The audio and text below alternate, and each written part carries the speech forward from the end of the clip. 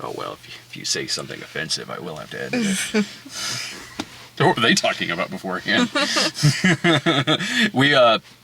We actually went to go see The Shining 4K re-release last night, but my charger was at my office. We tried doing it on the phone, but it's like the sound really, really sucks on this phone. The microphone needs fixed again. But it would have been better last night in the sense that we were parked next to a snowcat. Oh. that was in the parking garage.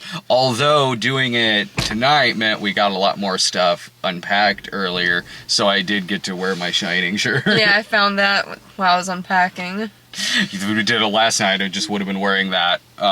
Being shirtless. Completely shirtless. We did that once in the Smurfs 2 review. Oh. Trust me, a few guys shirtless reviewing Smurfs 2 is not as hot as it seems. So I've actually already reviewed this movie, so this is all you, honey. When did you? Oh, you did the miniseries. No. Sorry. I never did the miniseries. What did you do? They re-released The Shining a couple years ago, and Brian and I went to go see it. Oh, did he see it before? Has he seen The Shining? Yeah. Oh yeah. Yeah, we just went because hell yeah, The Shining on the big screen. But you'd never seen the movie. Well, I before. haven't seen it all the way through. Yeah. I've seen, obviously, it's kind of impossible to not run into a clip of it sometimes. Oh. Or, something that's related to The Shining. So by you saying, you've seen parts of it, or are you just saying, that scene from Twister, where it's playing on the drive-in and the tornado comes through? Well, I also saw The Shining parody with The Simpsons. The Simpsons, yeah. And I appreciate that parody so much more now. Mm-hmm. I always thought it was funny, but... But now you leaned over to me halfway through and went, "Is this ripping off The Simpsons?" I did not say that. I did not say that. She didn't say that. It was me. But so you had tried watching it before? I did when I was 17, I think. Yeah. But I think I was really stoned. Well, and I was not in the mood to watch a movie where you had to pay attention to it. See, then you want to watch Turkish The Shining or Bloody Wednesday, another ripoff of The Shining. That's what you want to do when you're really, really high. Or just I've watched The Shining high before, and it holds up either way. Well, I knew I would like it. Yeah. I like Kubrick movies a lot, at least the ones I've seen. Mm-hmm. And I knew it was going to be good. I just didn't feel like watching it alone when I do watch it for the first time. Too scary. No. It's not that I didn't think it was that... I mean, it was scary, but not enough where I can't watch it alone. Mm-hmm. But it's just kind of an experience, you know? Mm-hmm. And it's kind of more fun to watch it with someone else. And plus, it's longer, so I kind of like watching longer movies with someone. And in the theater, too, at those sweet lounge seats. I'm glad I held off until now to actually fully watch it, because it's... I would... Because it was in the theaters. That was pretty cool. And it wasn't that packed at all. There was maybe 4 other people. It was as packed as Abominable was earlier. Oh, really? Yeah. So, having seen the movie, whenever I watch this movie, and I go and I think to myself, if someone approached me about being a caretaker at this hotel in the winter seasons up in the mountains in Colorado, would I say yes? The answer... Hell yeah. Would you do it? No. Well, for one reason is because the only food they had are canned peaches. Mm-hmm. I mean, they had Oreos. There was a lot of stuff. There was Nilla wafers in there, and there was but I need peanut butter. meal, not something that's There's practically a butcher's shop in the freezer. But I don't eat meat. If I ate meat, that would be totally fine. But everything's canned peaches or corn or something. I couldn't live off of... I mean, if I had to, I would, but I'm not going to put myself in that situation if I don't have to. And they said that you could stock the bar. They just have to take all theirs with them for insurance reasons. If I could stock the bar, then yeah, maybe. Sure, yeah, I would do it. I would bring my own food. I would so do it, man. But yeah, so what was I gonna say? I really did like the movie though. How did you feel about it? Because you've seen most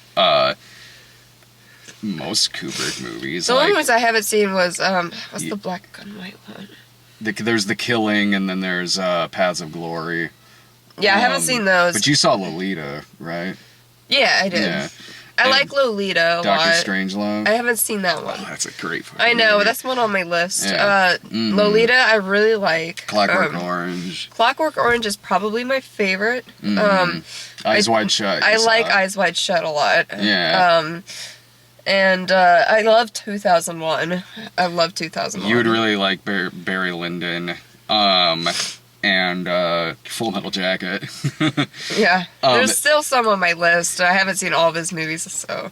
This is But I do love his style. Well, yeah, this is the one that's, it was probably always the most sentimental to me of his because it was the first one of his I saw. I saw this movie when I was a kid. And I remember I spent a lot of time even hunting down the big Warner clamshell for it. It was the first time I'd heard of the movies when I was really, really little. And as soon as you would walk in the door at one of the video stores that was close to us at the time, like that was kind of front and center.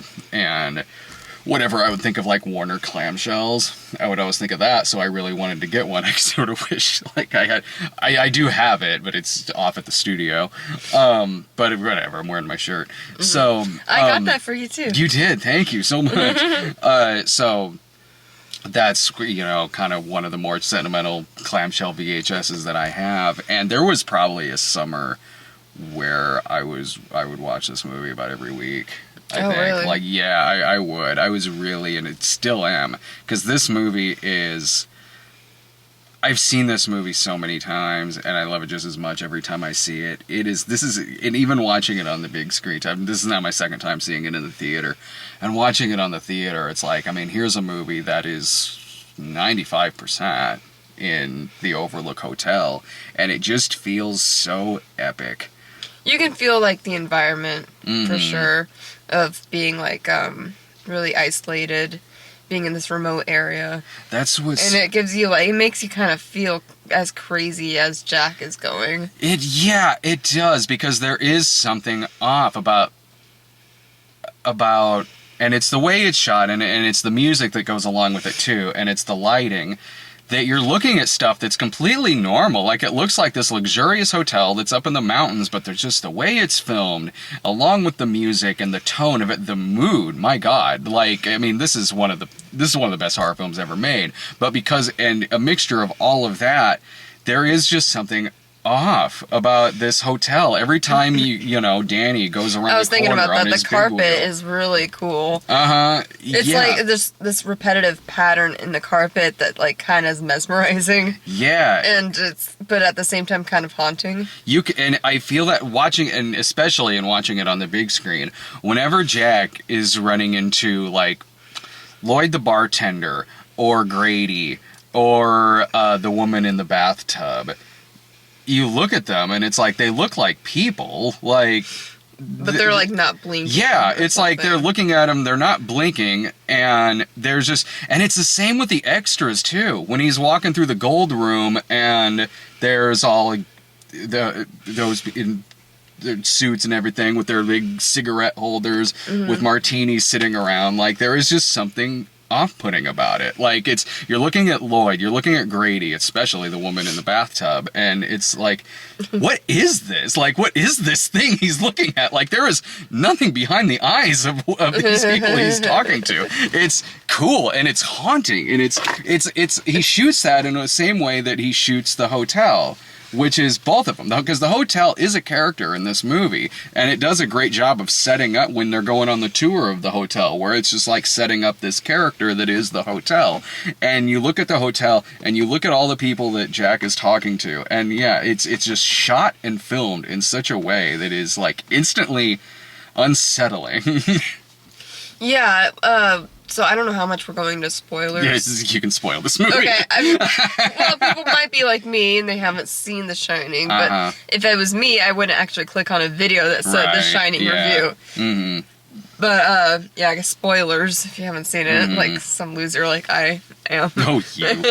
But, one of the scenes I thought was really good looking was the red bathroom scene with him and Grady. Oh, yeah, yeah. I was like, oh, that's beautiful. And plus, it's just a good scene just to see Jack Nicholson go insane, too. Oh, it's one of the best over-the-top crazy performances put on film. I've always respected Jack Nicholson. Yeah.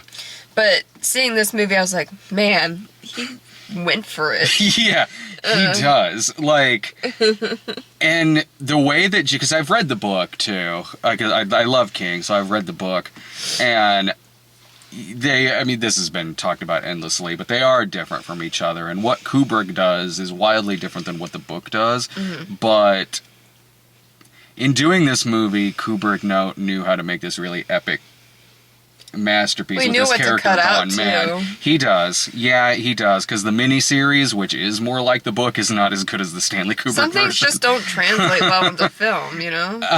But, I mean, the character... I like Jack Torrance in this, because Jack Torrance is... He already seems a little unhinged. He seems like he is a ticking time bomb in it. Like, he's holding himself together, like when he's in the interview and when he's on the tour and everything like that. He knows how to put a face on. Yeah. But then, even, like, the drive up to the hotel, he has this face that's like, those are dead bodies. That's when people eat each other. Like, it's just... They had to resort to cannibalism. Yeah, something See, like honey? that. It's okay. He already seems... He saw it on the television. Even when the interview, like, during the interview, the guy that was interviewing him, he was saying, like, you know, this did happen before in this 1970. Mm-hmm. And he said in response to that, he was like, yeah, I'll tell her. And, you know, she actually likes ghost stories. She's a big horror movie Maybe fan. this happened behind the scenes, but... I just sneeze. Oh, no problem. Bless you. Sorry. Even behind the scenes, maybe that happened, but it doesn't seem like... That he told her? Yeah. Yeah, I don't know. I never really thought about that. I feel like he put a face on. I mean, he does seem like somebody who... Because he could hold it together enough to, again, like he was a teacher, a writer, he can handle himself in interviews and things like that. He obviously has a drinking problem. And is an alcoholic, yeah. And you mix all of those... And he dislocated his son's arm on that's in the book accident. too. Even if he was drunk, that's still... It's just one of those things. Yeah, you know, Wendy says. Yeah. It happens, it's too much strength. But no, like... You take a character like this, how he is in this movie, where... Because you pointed this out, too, that you felt like he kind of resented his wife and resented his kid. Well, yeah, he referred to his kid as a sperm bank. Was he talking about his wife? Or maybe one of the other two. The old sperm bank upstairs. It seems like they accidentally got pregnant, and he felt like he had to be with her. And then he'll say to her, like, you know what, you did this to me. Would you want me to You fucked up everything in my life. You're not fucking this up. Yeah. Like, would you want me to wash cars or, like, yeah. So... Yeah, Jack... It seems like he resents his life right now, and he wants to be with he wants to be able to have the opportunity to be with other women. Mm-hmm. Like in that scene in the tub. Yeah. And it seems like it's just, this hotel is just vices. And booze, women... and none of that is helping his career. Yeah, none of that is helping his career. Like, you take a guy who's already kind of like, again, like he's holding it together, but he is a time bomb, and you put a guy like that in a hotel, in a nice hotel, but secluded. And also kind of haunted. Yeah, and there's the whole haunting thing. But somebody who, the mixture of writer's block, alcoholism, being in a place that has a bar where there is no booze, like it's like he's kind of in this twilight zone of his own making, sort of, with just his family there, who he possibly kind of resents in a way. I think he resents his family. Sure. Oh yeah, I could totally buy that. I mean, he's more normal at first in the book than in this, but still with like Dean, because there's a whole thing about dislocating his son's shoulder and his alcoholism. Yeah. He's written more to feel like Stephen King in the book. Like we were talking about this last night about because we saw it last night, but we didn't get to film it, so we had like the opportunity just to talk between ourselves about it, and we were saying like the differences between like King's and Kubrick. Mm-hmm. And I was like, I get why Stephen King might have not liked it, because it is his It is baby. his book, yeah. It's his baby. Get it. It's basically writing himself as the main character.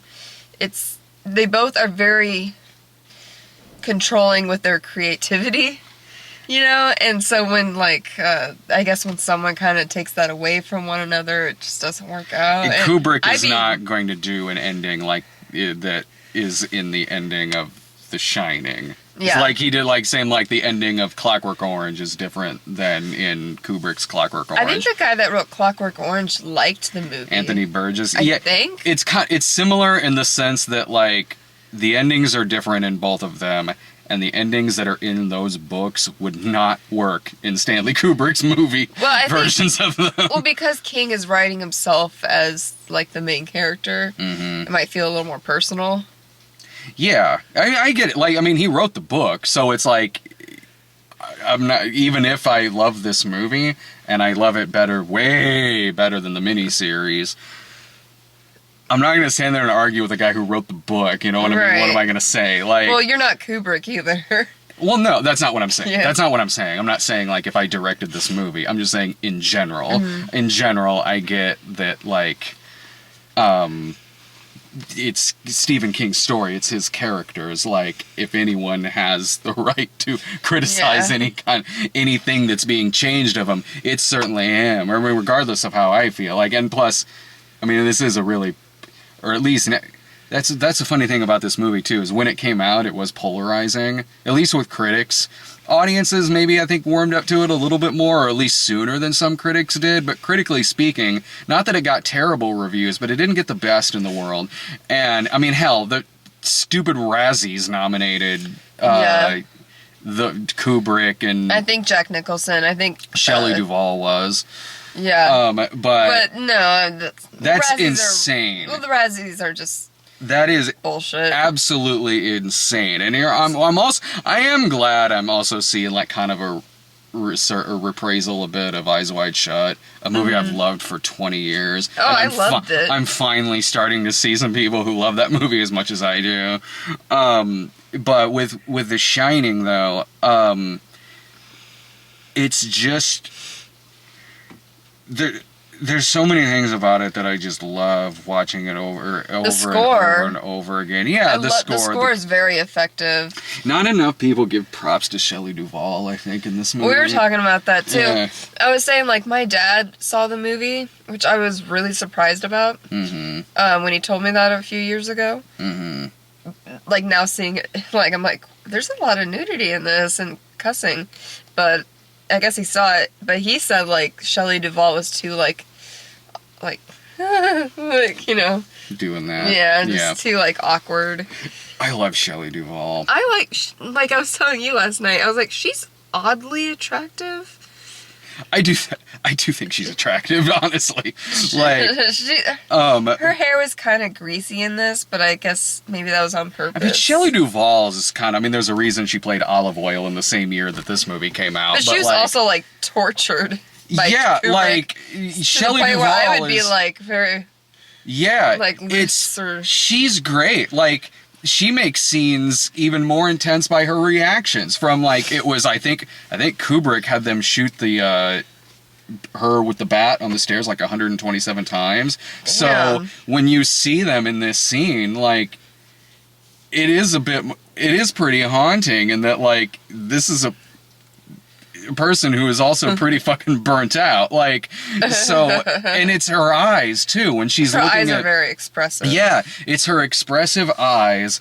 It's the shock she has on him between Jack going insane and seeing that crazy shit throughout the hotel. And her son also. Oh, Danny Lloyd, yeah. Is that guy still alive? Danny Lloyd? Yeah. Yeah, he's still alive. Oh. Yeah. A funny thing about that is, when they made this movie, since it is an intense movie, it's a very adult movie too. I think this is the movie this happened with. I'm pretty sure it is. He was under the impression he was making a kids movie. Like, they told him, I think, that he was making, like, a comedy or a kids movie, because they didn't want to really give him context. Good at it. He's really good, yeah. Especially working with Kubrick as a child. He was one that I think when I was like watching it again, I liked him better than I had in the past. Danny Lloyd, and watching it now, I was like, why did I really? Because I remember not, in some instances, like not really liking him as much as like some of the other actors in the movie. He was kind of creepy sometimes. Yeah, he was. Watching it again, I'm like, no, he is really good. Like, and I'm also wondering too, like, what kind of movie did he think he was making? Like, do they? Because he's going around with the knife and the lipstick, writing Red Drum on the thing, and like we were looking at that parody. Oh, trailer yeah, maybe he thought he was making the parody trailer. Jack needs to write a book. Mm-hmm. It's some parody. Meet Danny. He needs a dad. Plays Salisbury Hill in the trailer. Yeah, it was some really funny parody. Yeah, and trailer, making it look like a family comedy. So, yeah, just tell the kid, hey, don't worry, kid. We're just making something like Kenny and Company. It's all good. You're fine. And I'm just watching it too. It's knowing how much of it is sets too, like the hedge maze. That's, I could tell it was a set, but it was a really well done set. I didn't know the hedge maze. Like a lot of it, I didn't know was the lighting until would be really hard. I don't know. Was until the snow real? No. I didn't want to look up a lot of the making of this movie because I didn't remember. I didn't know how much. There's a big making of documentary on the DVD, and it shows them walking through these cardboard hallways, and they open one door, and it's the hedge maze. Oh, that's awesome. Yeah, I didn't want to, like, I think I already knew the ending of it, but I didn't know if there was some other twist to it, so I just, kind of avoided looking up the making of it. Oh, I told you about the alternate ending. Yeah. Where it's like Wendy and Danny in the hospital, and Barry Nelson comes walking in, gives the kid I was in on it the whole time, tennis ball. I want to see that ending. Like, only like a handful of people have seen it, because like, it was an extended ending. It's between them riding off in the snowmobile and the final shot of the pictures on the wall. And in between that, there's this extended ending where Wendy and Danny are in the hospital and the hotel manager comes in this like fur coat. There's like still shots of it that exist, but this was in the movie when it showed for like a week or so in New York, like the first couple weeks it was out. So if you happened to see the movie at that time in the theater, you would have seen that. But they sent out orders to the movie theaters to snip out that ending. Like I totally understand why they cut it, but I want to see it. It should still like not be erased, you know. I would like to see alternate endings. It's probably not like it, just kind of unnecessary exposition, which I'm sure is why they cut it, because it is more fun to leave certain things ambiguous with this movie. That's another reason why I like it better than there's a lot of reasons I like it better than the miniseries, but one, it's like the ambiguousness of it. I appreciate a lot of Kubrick's in this endings movie seem to be ambiguous. Sometimes. Yeah, because this one gets into like characters being reincarnated, what they had to do with the hotel before then, how many other people who have maybe come back to the hotel. Well, at least it was since like the 20s, it seems. Yeah. So it's like the period of time they keep going back to. Mm-hmm. Yeah. And like in that period, it's Delbert Grady, but when he killed his family... That was in 1970? Yeah, when he killed his family, like way later, he was Charles Grady, so it's like... Yeah. He's always been part of the hotel, and now, like, Jack has as well. It's cool shit, man. Like, yeah, it's very It's a fun ride. And between just the locations, the music, Jack Nicholson... The score I loved. Yeah. And Jack Nicholson. Alone, I would say, like, if you're not a big Kubrick fan or Stephen King fan, I would say just watch it anyways for the score and for Jack Nicholson. If you don't like a good slow burn... It's definitely a slow burn. Like, there are... But that's awesome. I love, like... I know this was in 1980, but I love, like, those older, like, psychological horrors. Mm-hmm. Like Stepford Wives. Or Rosemary's Baby. It's, like, it's a slow burn. And that's why I like Hereditary a lot and Midsommar. Yeah. What did you think of all the stuff with Dick Hallorann? Oh, the other Scammon guy with the Crothers. shinning. Yeah, Yeah. the guy with the shinning, yes. I thought it was funny because I saw the parody of The Simpsons first a number of times, and seeing how they were like just like 30 minutes of this movie, or maybe 40 minutes of this movie, it's like building this thing up like he's gonna save the day, and he just like walks into the door and dead. I was like, that was kind of like, you made a good point though when you were saying it makes you feel like something good is gonna happen, or a better ending is gonna happen. It gives you this false sense of hope. Yeah, so Yeah. I see it in that way too, but I was just like, man, that felt like 40 minutes of this movie or 30 minutes of this movie that was led up to nothing. I love that about it, because it. I love that it's this whole build-up to a guy just getting axed at the end of it. I mean, and in that build-up, again, you are like, there is almost this slight sense of hope that is just instantly demolished. Like, I like that. There's maybe one or two things with the Dick Hallorann stuff that could be a little trimmed. Yeah, well, but I just like how if you've seen the Simpsons parody of it, where it's like, Willie's here. yeah, yeah. In the book, it's he's using like a croquet mallet. Oh. And they do in the miniseries too. Like, I'm curious. I'm glad. I think it works better as an axe. It's more effective. I feel like with the tone that this movie has, and like they don't even set up the croquet thing in this, so it wouldn't even. It'd be random if he showed up with that. But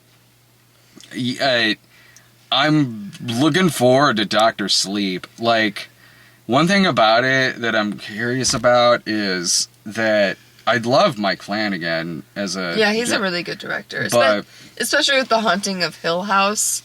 Yeah. Like, that's all kind of like a haunted big mansion type thing, so it's kind of similar. He has a different style than Kubrick does, and you can see those differences in styles in both, so I'm hope... The Shining has such a unique style to it. Like, I mean, you can tell, but you can tell by looking at most frames of a Kubrick movie that it's a Kubrick movie. So The Shining definitely looks like a Stanley Kubrick film, but I'm hoping I don't have a problem buying that this is the same universe when I see Dr. Sleep, if it's drastically shot. It does in the trailer when they're like redoing shots in the hotel, and it's playing some of the music, and you see Danny on the big wheel in front of the door. It does a good job of mimicking that.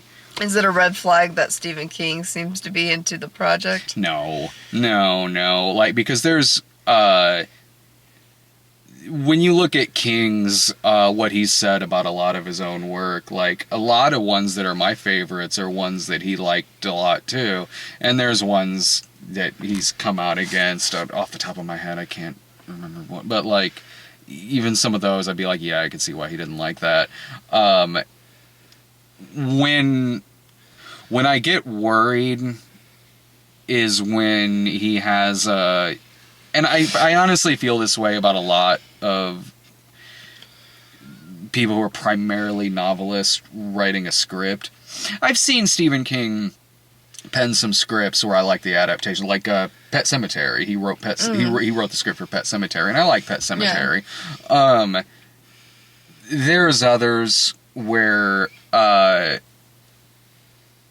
there's a lot of stuff that's kind of left in where it's like, this works better on the page than looking at it in a visual medium, and you run into a problem with maybe too much exposition. I see that too, just off the top of my head, like J.K. Rowling writing the scripts for the Fantastic Beasts movie, where it's like, you can tell this person is mainly a novelist, and in a script, there's just some things that work better just as a novel than what you're doing in terms of a film. Yeah. But, no, there's been stuff that King has had a heavy hand in that I still like. But there are ones where it was like, there should have been somebody there.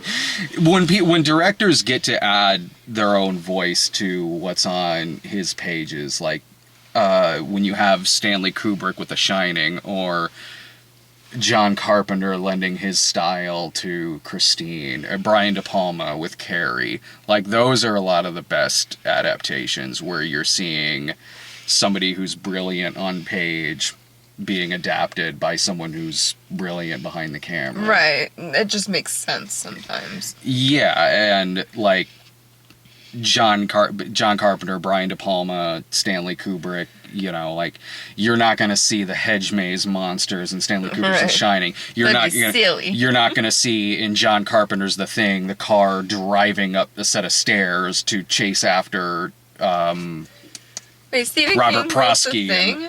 Or not The Thing, sorry. Did I say The Thing? Yeah, I think you did. Christine. You're not going to see in... I was like, what? You're not going to see in Christine the or driving up stairs. I I haven't seen Christine yet. Well, that's fine. That part's not in the movie. I know. Still. Or is some of the things in Carrie. It's as much as it actually would have been cool if the town was destroyed in Carrie.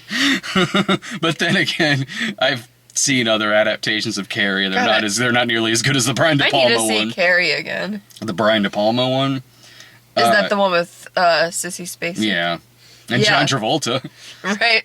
What about the one with the new one that came? With Chloe Moretz? Yeah, I didn't see it. I didn't see it. I was like, really? She's an outcast? She looks like an actress. Thank you.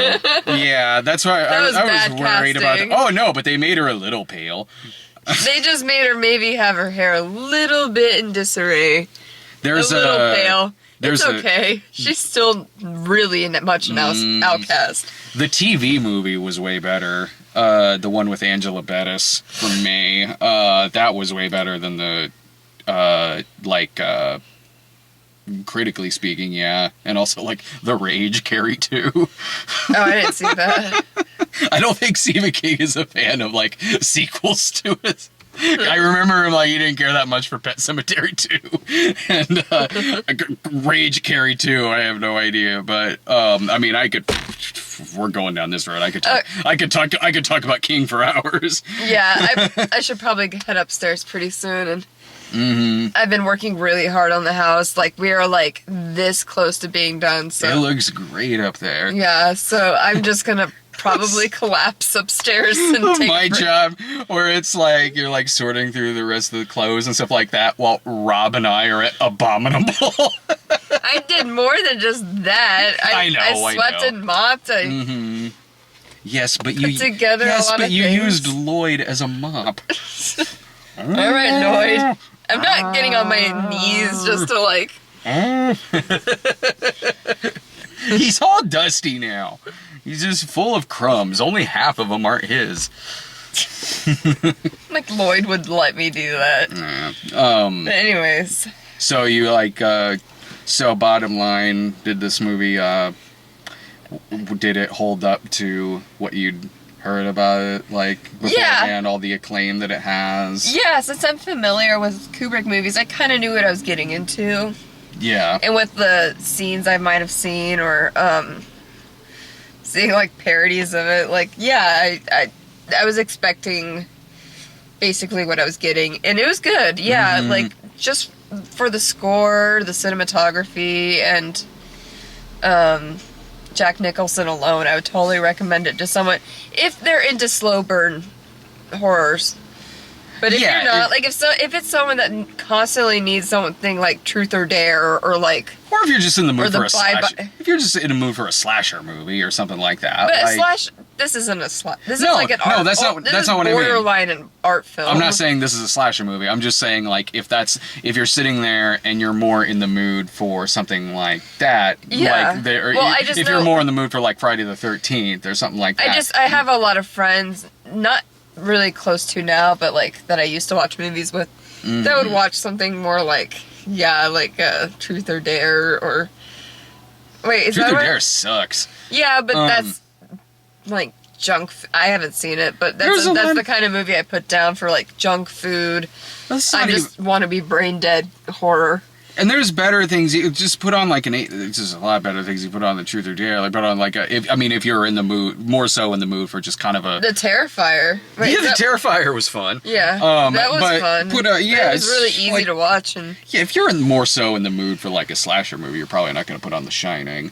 Yeah, this is kind of like an art film. Or it is an art film, I'd say. I think most of Kubrick's are art films, would you say?